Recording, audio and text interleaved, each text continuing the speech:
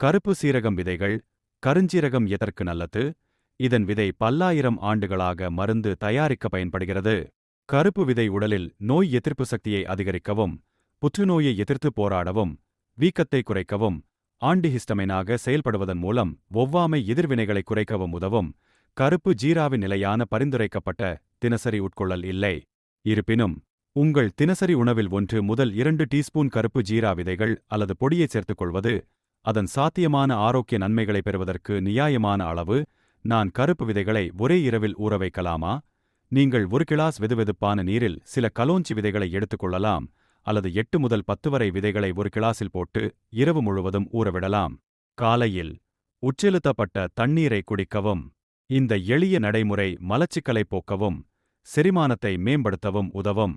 உயர்தர தூய கலோஞ்சி எண்ணெய் மற்றும் விதைகளை பயன்படுத்த எப்போதும் நினைவில் கொள்ளுங்கள். கருப்பு விதைகளை நேரடியாக சாப்பிடலாமா?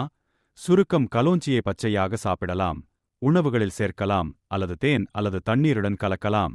எண்ணெயை நீர்த்துப் போகச் செய்து தலைமுடி மற்றும் தோலுக்கு மேற்பூச்சாக பயன்படுத்தலாம் அல்லது துணை வடிவில் எடுத்துக்கொள்ளலாம்.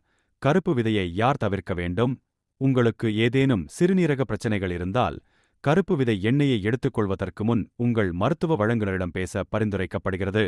இறுதியாக, வரையறுக்கப்பட்ட ஆராய்ச்சியின் காரணமாக கருவுற்றிருக்கும் அல்லது தாய்ப்பால் கொடுக்கும் பெண்கள் கருப்பு விதை எண்ணெயை பயன்படுத்துவதை தவிர்க்க வேண்டும். உணவுக்கு சுவையாக சிறிய அளவில் தவிர. வீடியோவை பார்த்ததற்கு நன்றி. தயவுசெய்து ஆதரவை பதிவு செய்து AK1323 சேனலை பின்தொடரவும். நீங்கள் வெவ்வேறு வீடியோக்களை பார்க்கலாம்.